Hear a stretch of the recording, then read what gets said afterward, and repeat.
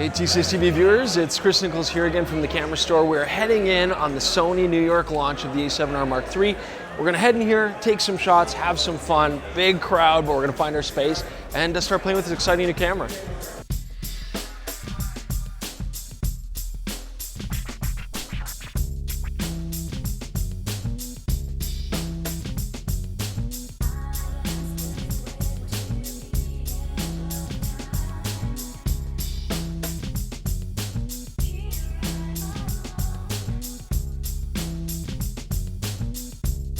All right, so I got to play with the A7R Mark III. It does feel very similar to an A7R Mark II. It's almost exactly the same body. The grip does feel full, and that's probably because we have new Z-type batteries in there, and that is such a big improvement. By far one of the best things I want to see improving on the A7R Mark II. On top of that, though, we do have some changes on the back of the camera. They've moved the movie record button. It's got its own raised position, a lot like an A9. We've also now got an AF on button, and very importantly, that thumb joystick selector. That lets us move our focusing point around. It's something we love to see in a lot of other cameras. Now keep in mind that this is a first impressions video and this is the first day of the launch. So, when it comes to image quality, I do want to see the changes they've made. Sony has promised that we have a new pipeline throughput. We've got a better engine driving the camera. And so although this is the same sensor as the A7R Mark II, we are going to see some improvements in dynamic range and image quality. But I'm still most excited about just the changes physically to the camera from a handling aspect. Having things like the 10 frame per second shooting, I'm gonna go play with that again because I really want to see if this camera can keep up. Autofocus changes. We gotta remember that the A7R Mark II was an amazing camera, but it was a very specialized camera, all about image quality and high megapixels. Now with the Mark III, what's most exciting about this camera is we're getting everything we want. Fast frame rate, fast autofocus, improved high AF, as well as that incredible sensor. And I think that's really gonna be the main hallmark and selling feature of the Mark III, a camera that can do everything. Now here we are in front of the branded wall. I've got the red carpet lighting, so I'm having a good time with this. And what I love about these launch parties is, specs.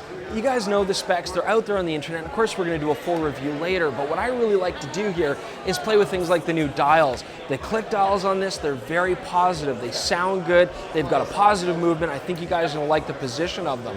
Also the shutter, they're talking a lot about this. Brand new shutter. I wouldn't say that it's quiet. It certainly sounds like any of the other camera shutters that I've heard like on the A9 in mechanical mode, but it certainly is stable. I'm getting very minimal feels. I'm holding the shutter down for continuous shooting.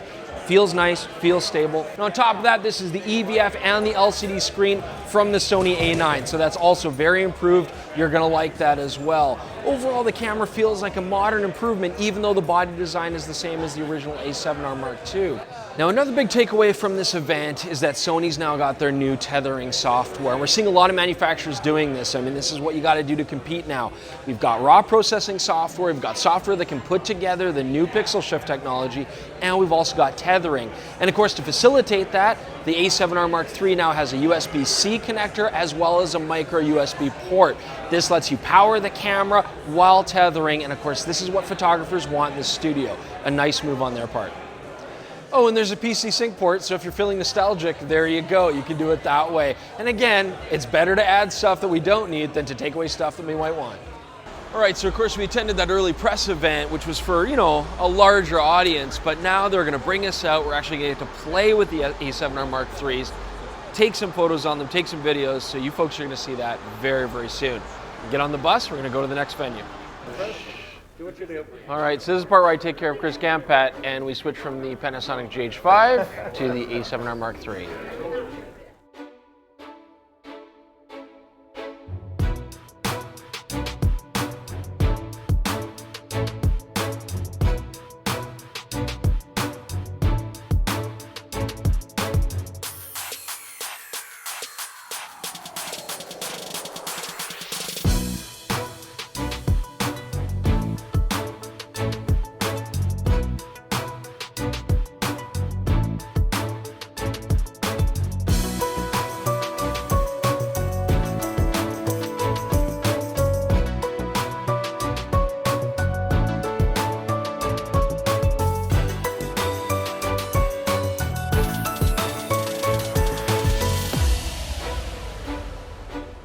All right, so hopefully you folks got to enjoy Jordan's footage here shooting the A7R Mark III, both Super 35 and full frame, but we only have the one camera, so I've got it again. He's back to the GH5 for these.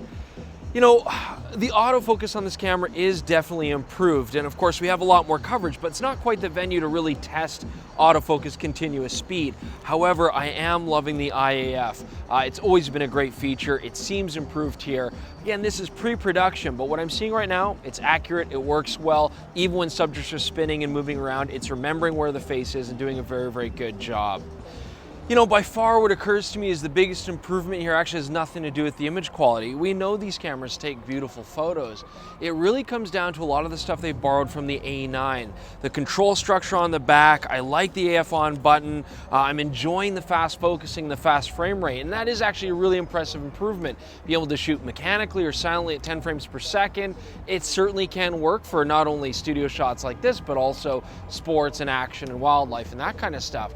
But it's also things like the My Menu function from the A9. I mean, this is almost absolutely essential to set up so that you can easily find the things that you use on a regular basis.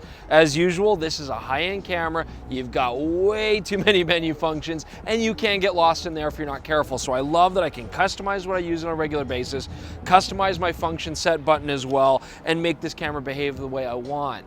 This is all about improving a product that before was very specialized, very much aimed at landscape photographers and slower shooting. Now we've got a camera that can handle anything, and that puts it in the realm of cameras like 5D Mark IVs and Nikon D850s, and I think that's exactly what Sony's trying to do. Now, having the AF system borrowed mostly from the A9 is a great step in the right direction for a camera like this. Now keep in mind, you're only going to get about 8 frames per second if you're shooting uncompressed 14-bit RAW. That's still very quick. You can push it to 10 frames per second if you go to compressed 12-bit RAW. And that's where Sony's also advertising their silent shooting. Much like the A7R Mark II, though, what we're finding on this camera is heavy rolling shutter. I think this is going to be something you're really going to use a lot for landscape. 10 frames per second silent shutter, maybe for stationary subjects, portraits, things like that, to try to capture that facial expression. But, you know, if you're going to do any sort of movement, if you've got to move the camera, you're back to mechanical shutter. Hey everyone, it's Jordan the Video Guy to talk about the video functionality on the Sony A7R III. And honestly, most of the major upgrades you're going to see if you've used an A7R II come from all the stuff they've brought down from the Sony A9. To start with, we've got the awesome EVF. It's one of the best EVFs out there, and I find a lot of the time when I'm pulling focus, I don't even need to punch in and check focus. It's sharp enough I can tell when I'm bang on or if I'm a little bit out. We also get the touchscreen for it, and this is going to give you the option to very quickly select a point. You can touch to pull focus with it, but it's still not as elegant as Canon's dual pixel autofocus design. Now, on the same token, when we're talking about autofocus, this inherits a lot of the A9 advantages, and that was the best focusing of the Sony cameras. That said, I was just doing a rough test with this. I didn't get much time to play with it, so I really want to do more comprehensive testing for the autofocus when we see it later. But for the time being, actually looks quite impressive. Other major benefit we're going to see, and probably the biggest one, is the battery life. Before, we were lucky to get an hour on the old Sony Ws. Here, you're going to comfortably get a couple of hours out of it, and that's recording 4K video. It's a huge and absolutely necessary improvement. So let's talk about image quality for a little bit. And the first thing Sony's talking about a lot is that they've added S-Log3 and HLG support. Now, S-Log3 I think is just to make it consistent with the rest of the Sony lines. This is an 8-bit 420 camera. I really don't recommend S-Log3 for those. It's too flat a profile. I think that's really a profile best used just with the cinema cameras that are shooting a 10-bit color space. But they've added it here so that you can match it to those cameras if you need to, but you may run into some issues with some banding, colors flattening out, and skin tones I don't find tend to excel when you're using that mode. As well, the HLG is great because if you do shoot with it, you can just plug it directly into an HDR TV and you're going to see a nice HDR image. That said, not the most flexible gradable profile out there, and if you're going to do some heavy grading and then re-export it in HLG, well, you might as well shoot with one of the standard log profiles. Again, it's cool to have, not a big advantage. What is going to be a big advantage for you is they have tweaked the stabilization, and this is the best I've seen on a Sony camera so far. Still not quite in line with the GH5 and certainly not the Olympus implementation, but it's quite good, and you can see here you can get pretty good results while you're walking with the camera. One of the quirks that we saw in the A7R II that seems to carry forward here is the difference in image quality between Super 35 and full frame recording. Now, I don't really want to comment on image quality too much because these aren't final cameras, and again, we'll be doing a more thorough test down the road, but looking at the files from them, I did still find that we were seeing some softer images from the full frame recording, especially when you got into the higher ISOs. Keep that in mind if you're shooting between the two. Now, it does look like the full frame recording is more usable than on the A7R II, more in line with what we saw in the A99 II.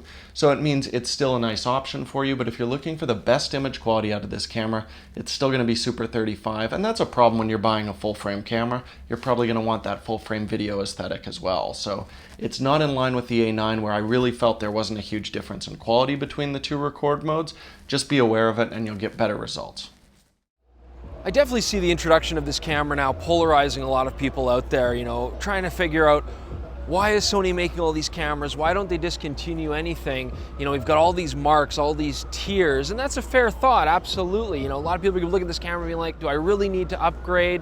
We got to remember that one way of looking at this, the A7R Mark II, it was a very specialized camera, it was a very high resolution camera, amazing image quality, but it did leave a lot to be desired. Menu systems need improving, autofocus and frame rate needed improving, and those things have been done here. Now, another way of looking at it though is you could also consider the Nikon D850 and the impact that that's having on the world today. I mean, that is a fairly affordable camera that's giving users a lot of stuff there.